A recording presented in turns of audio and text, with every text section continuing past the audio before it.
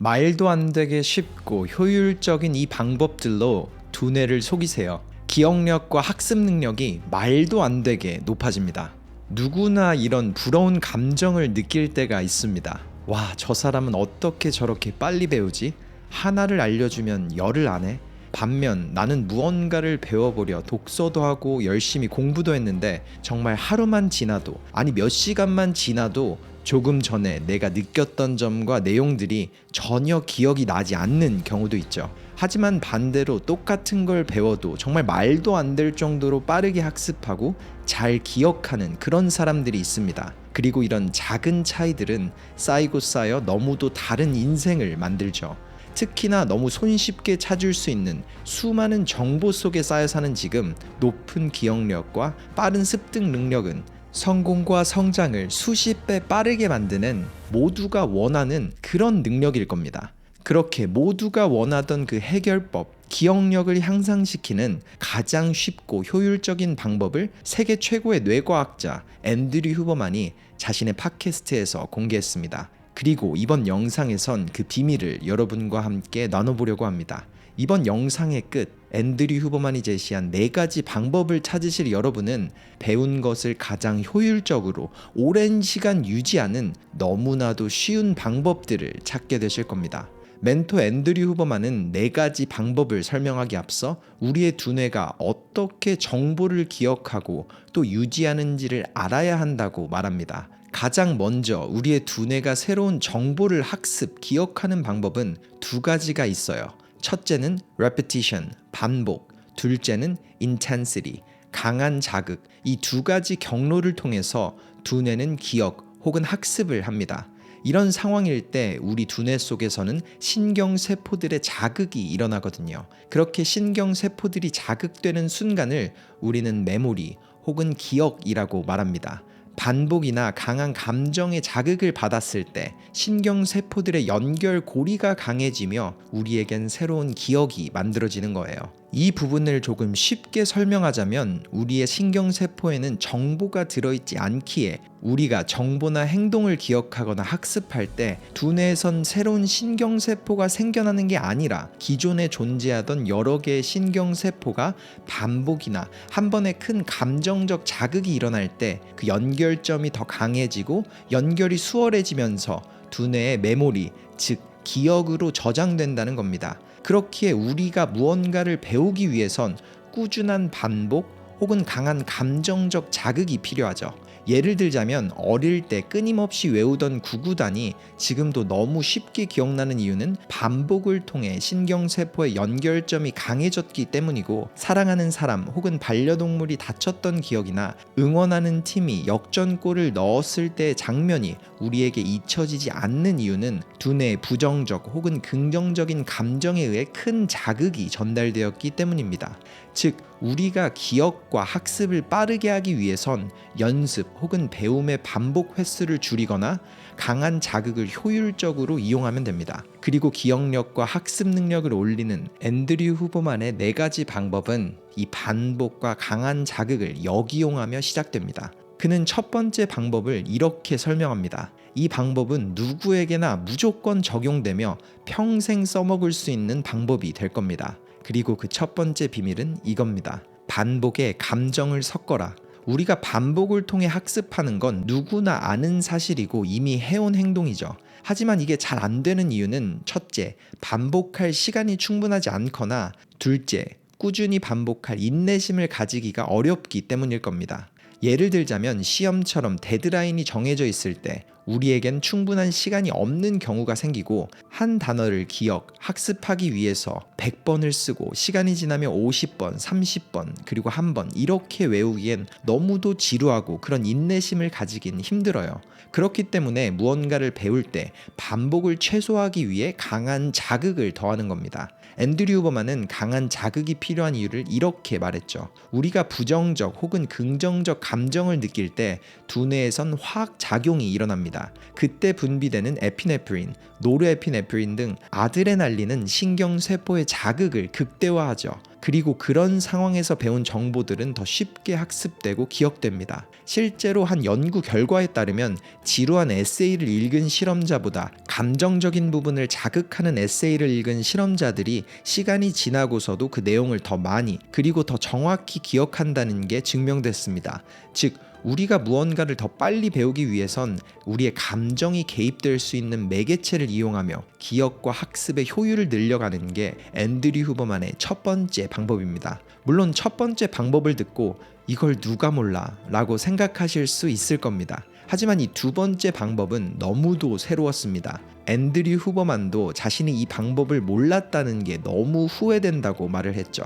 그리고 그 방법은 강제적으로 우리의 몸과 두뇌 속 아드레날린 수치를 올리는 겁니다. 제임스 맥거와 레리 케이힐 이 두 명의 신경생물학자는 이 부분을 증명하고자 수많은 실험을 했습니다. 그중 한 가지 예를 들자면 실험자들이 책의 내용을 공부하는 동안 얼음물에 팔을 담그게 했더니 해당 실험자들이 배운 내용을 더 많이 그리고 오랫동안 기억할 수 있었다는 사실이 증명됐습니다. 그리고 그 이유는 팔이 얼음물에 접촉하고 있을 때 우리의 두뇌엔 아드레날린이 분비되고 그 결과로 두뇌엔 더 강한 자극이 생길 수 있던 거죠.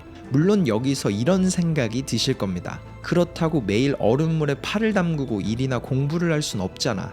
그런 궁금증을 가지실 분들께 앤드류 후버만은 더 효과적이고 현실적인 방안을 이렇게 제시했습니다. 앞서 말한 실험에서 중요한 점은 실험자의 학습 능력, 기억력을 향상시킨 게 얼음물에 팔을 담근 경험이 아니라 그 경험의 결과로 생긴 아드레날린이라는 화학 작용이 일어난 게 중요해요. 즉, 그 화학 작용이 기억력을 향상시킵니다. 그럼 이런 결론이 도출되겠죠. 아드레날린을 분비하는 다른 행동을 하면 학습 능력과 기억력이 향상되는 결과가 나온다. 네, 이제 그걸 역이용하면 됩니다. 카페인으로 말이죠. 실제로 커피나 에너지 드링크에 들어있는 카페인은 피곤함을 느끼게 하는 아데노신의 분비를 막기도 하지만 동시에 에피네프린, 아드레날린이 분비되며 결과적으로 두뇌에선 도파민이 나옵니다. 즉 카페인의 섭취를 통해 아드레날린이 올라가니 우리는 신경세포에 더 강한 자극을 줄 수 있게 되고 배운 것에 대한 기억들이 수월하게 유지되죠. 물론 많은 분들이 공부를 하며 혹은 하기 전에 이미 카페인을 섭취하고 계셨을 겁니다. 그렇기에 여기서 중요한 건 바로 이 질문이죠. 그럼 이 카페인을 언제 섭취해야 할까? 그리고 앤드류 후버만도 그동안 자신이 이 부분을 잘못 알고 있었던 게 가장 큰 후회라고 말했어요. 그는 항상 학습 전에 카페인을 섭취했거든요.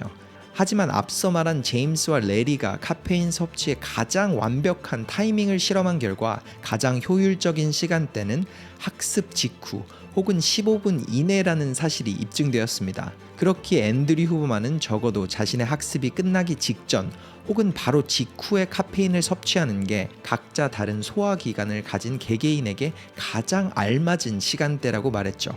물론 카페인이 맞지 않는 분들이 억지로 카페인을 섭취할 필요는 없고 또한 많은 양의 카페인을 섭취한다고 그 효과가 더욱 커지는 것은 아닙니다. 그러니 건강을 해치지 말고 만약 커피가 아닌 알약이나 다른 카페인을 섭취하기 전 의사와의 상담을 해보라고 권합니다. 혹은 카페인이 아닌 다른 방법으로 찬물 샤워를 30초에서 3분 동안 하는 것도 아드레날린을 최고조로 끌어올릴 수 있으니 자신에게 맞는 방법을 찾아가면 됩니다. 그리고 가장 중요한 건 학습이 끝난 후 아드레날린을 급격하게 올리는 게 중요하니 공부를 하거나 배우는 행동에 집중을 할 때는 최대한 안정을 취하며 집중을 하고 그 끝에 아드레날린을 끌어올릴수록 기억력의 효과는 더 좋아진다고 합니다. 그리고 앤드류 후버만의 세 번째 방법은 아드레날린을 이용하는 게 아닌 신경 가소성을 이용할 수 있도록 NSDR, Non-Sleep Deep Rest, 편하게 누워 10분 혹은 90분간 명상 혹은 낮잠을 자는 것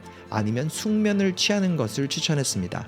우리가 깊은 수면에 빠지거나 완전히 이완된 상태가 되었을 때 두뇌의 신경 가소성이 작용하며 배웠던 정보들에 대한 신경 세포들이 바뀌고 자극이 강해지는 반응이 일어나기 시작합니다. 이런 앤드류 후버만의 조언처럼 시간적 여유가 된다면 낮잠, 명상 혹은 깊은 잠에 들기 1시간에서 3시간 전에 필요한 정보나 행동을 공부, 연습하면 가장 효율적으로 신경 가소성을 사용해 기억력과 학습 능력을 극대화시킬 수 있습니다. 앤드류 후버만의 마지막 방법은 운동입니다. 그리고 그가 가장 추천하는 운동은 일주일에 180분에서 200분가량의 유산소 운동을 존2 레벨로 하는 것이라고 말했죠. 이 존2 유산소 운동을 쉽게 말하자면 대화를 이어갈 수 있을 정도의 호흡이 유지되는 그런 상태를 말합니다. 이 존2 유산소 운동을 일주일에 3시간에서 3시간 반 정도 해주는 거죠. 실제로 이 존2 유산소 운동은 두뇌에서 신경세포를 만들어낼 수 있는 아주 중요한 부분을 자극하는 간접적인 영향을 끼칩니다. 그렇게 운동을 하면서 생기는 혈류 변화들이 만들어내는 그런 결과라고 말을 했는데요. 이 외에도 수명 연장에도 아주 큰 긍정적인 영향과 오스테노칼신이라는 뼈 안의 단백질의 형성에도 큰 도움을 주며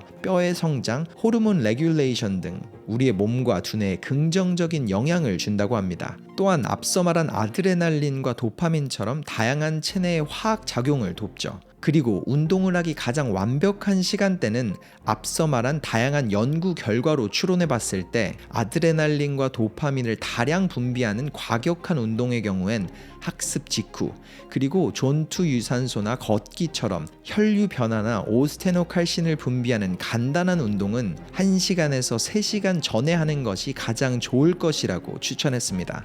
이번 영상 속 앤드류 후버만의 배운 것을 가장 효율적으로 빠르게 기억, 학습하는 방법을 요약하자면 우리의 몸이 학습, 기억하는 방식은 반복과 강한 자극, 이 둘 중 하나입니다. 그리고 빠르게 배우기 위해서는 강한 자극을 역이용해 반복을 최소화해야 하죠. 그리고 그 방법으로 앤드류 후버만은 첫째, 감정을 이용한 학습을 하는 것, 둘째, 체내 화학 작용인 에피네프린, 노르에피네프린 등의 아드레날린을 이용하기 위해 카페인 섭취나 찬물 샤워를 알맞은 시간에 하는 것, 셋째, 신경 가소성을 이용하기 위해서 명상, 낮잠 혹은 수면을 이용하는 것, 그리고 마지막은 운동을 통해서 우리의 두뇌와 몸의 최상의 컨디션을 유지하는 것, 이렇게 정리할 수 있을 것 같습니다. 이번 영상 속 앤드류 후버만의 메시지가 똑같은 것을 배워도 나는 왜 느릴까? 이런 생각과 고민을 가지셨던 분들, 그리고 바쁜 사회 속을 살아가며 안 그래도 없는 시간, 더 나은 자신을 위해 배움을 이어가시는 분들께 작은 도움이 되었길 바랍니다. 터닝포인트였습니다.